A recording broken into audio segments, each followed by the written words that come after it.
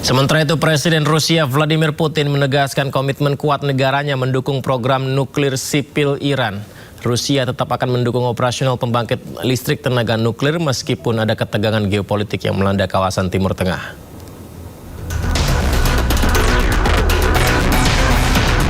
Rusia siap memberikan dukungan bagi pengembangan energi nuklir yang damai di Iran. Presiden Rusia Vladimir Putin menegaskan komitmen kuat negaranya untuk mendukung program nuklir sipil Iran. Putin mengungkapkan bahwa lebih dari 200 ahli nuklir Rusia akan terus bekerja di pembangkit listrik tenaga nuklir atau PLTN Bushehr yang terletak di selatan Iran yang dibangun oleh perusahaan negara Rusia Rosatom. Rusia dengan tegas tetap akan mendukung operasional pembangkit tersebut meski ada ketegangan geopolitik yang melanda kawasan Timur Tengah. Доверяют нам в полном объеме и не без основания доверяют, потому что мы, во-первых, никогда не нарушали никаких договоренностей, во-вторых, мы продолжаем мирные ядерные программы в Иране, построили уже Бушер, который работает, и продолжаем строить. Serangan udara Amerika Serikat dan Israel dalam beberapa bulan terakhir diklaim telah menghantam sejumlah fasilitas nuklir Iran. Namun Iran membantah. Iran mengatakan rantai pasokan nuklir negara tersebut masih utuh, meski Amerika berulang kali menargetkan kawasan yang diyakini memproduksi senjata nuklir. Kondisi pemimpin tertinggi Iran Mojtaba Khamenei terus membaik, di mana Mojtaba pun telah memberikan perintah kepada pasukannya untuk tidak menyerah kepada lawannya.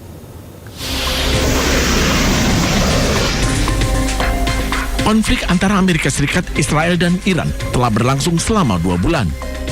Pulihnya pemimpin tertinggi Iran yang baru, Mojtaba Khomeini, membuat kondisi di Timur Tengah semakin memanas. Sejumlah media di Iran mengabarkan setelah pulih, Mojtaba menggelar rapat. Kepastian pulihnya Mojtaba juga dikonfirmasi Presiden Iran, Masoud Pezeshkian. خدمت رهبر عزیزم رسیدیم. نزدیک 2 ساعت و نیم هم خدمتشون گفتگو داشتیم.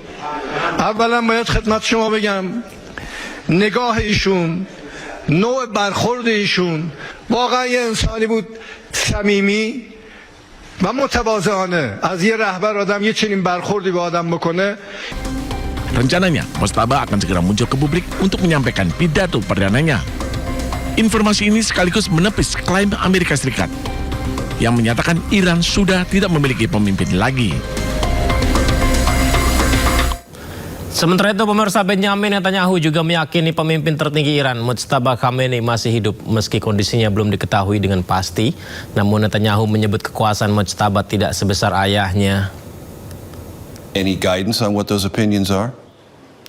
I have opinions on my opinions too, but I'm not going to share them here either. Understood. Understood. What about the second front of this conflict, which is Lebanon, but not Lebanon, it's Hezbollah? Is that near an end? Is that a war that is nearing an end?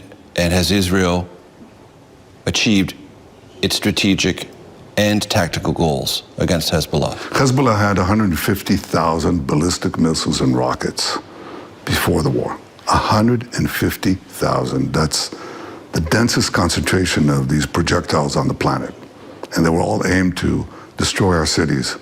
Not only to harass the north of the country with rockets, but to destroy our cities, Tel Aviv, Jerusalem, Haifa, you name it, with ballistic missiles that come raining down. You know, each one has half a ton or a ton of explosives, and they come down. It's like a bus coming down with amazing speed, and the destruction is terrible.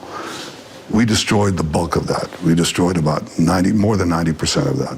But that still leaves them with thousands of rockets and some ballistic missiles. And that's still a big issue. They still hold Lebanon hostage. Hezbollah is basically a proxy of Iran. Iran holds Lebanon. We have no quarrel with Lebanon. We can make peace with Lebanon. Sementara itu, Presiden Amerika Serikat Donald Trump tegaskan militer Iran telah kalah. Trump juga mengklaim Iran sudah tidak memiliki pemimpin lagi.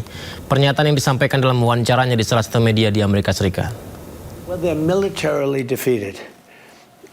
In their own minds, maybe they don't know that, but I think they do because I deal with them.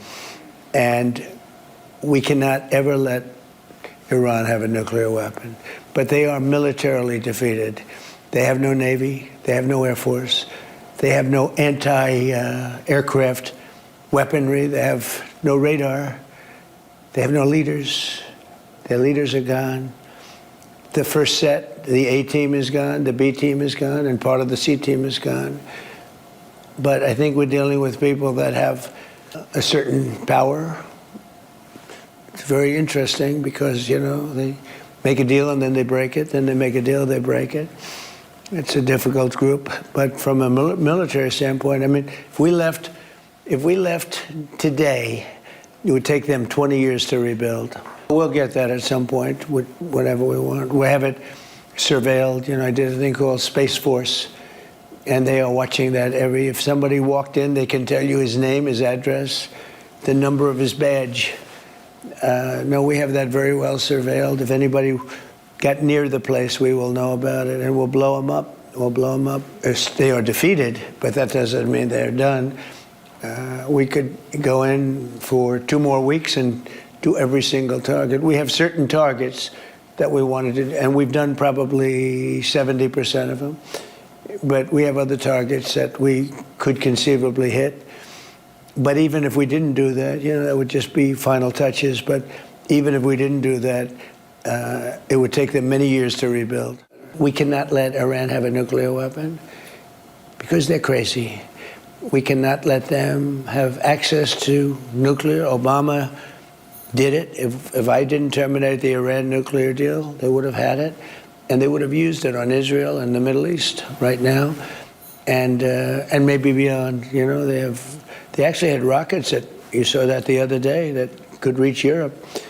They would have used it 100%. And by the way, not 50% or 100%. They would have used. Hingga kini Amerika Serikat dan Iran belum mencapai kesepakatan damai.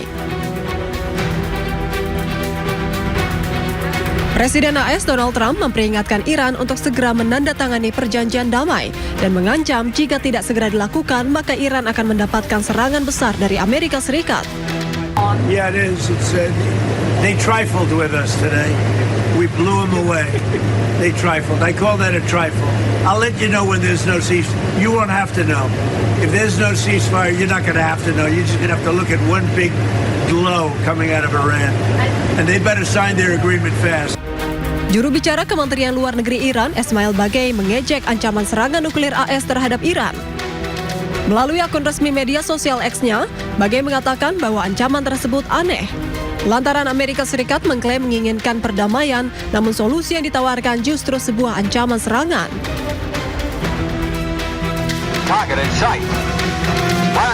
Unggahan tersebut juga disertai cuplikan film satir anti perang karya Kubrick asal Amerika tahun 1964, di mana film tersebut menceritakan tentang peluncuran serangan nuklir yang tak disengaja terhadap Uni Soviet dan berusaha dihentikan Amerika Serikat namun gagal.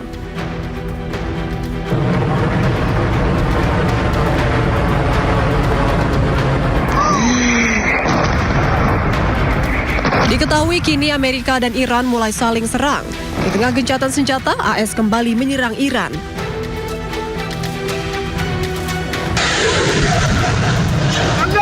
Dan militer Iran pun membalas serangan tersebut dengan rudal dan drone. Usai Trump menyatakan ketidakpuasannya terhadap penolakan proposal damai oleh Iran, kapal selam nuklir Amerika Serikat dilaporkan muncul ke permukaan.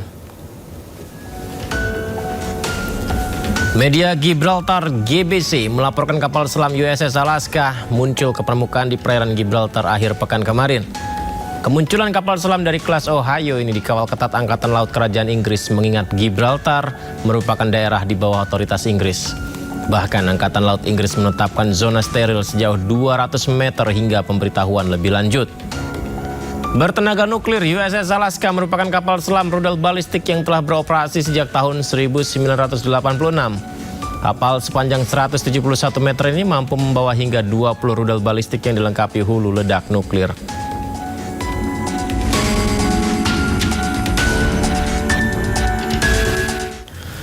Kapal induk Prancis terlihat bergerak melewati terusan Suez menuju Laut Merah dan Teluk Aden.